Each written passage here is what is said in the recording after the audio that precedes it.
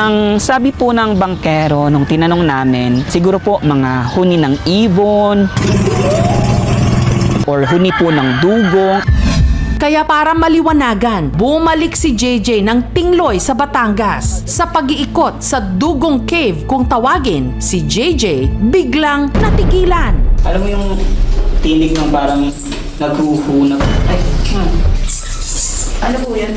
parang tumatayo yung balahibo ko po. Anytime, feeling ko may hihila sa akin eh.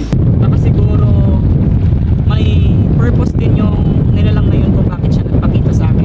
Pero kung ang marine biologist ang tatanungin, I don't associate it with any animal that I would think about. I have a book on sea mammals. Parang prosthetics lang. Siguro mga 80% sure ako na hindi siya edited. Zoom in ko. Masyadong dark yung sa part ng sirena. Tas blurry. So hindi mo talaga masabi kung ano siya.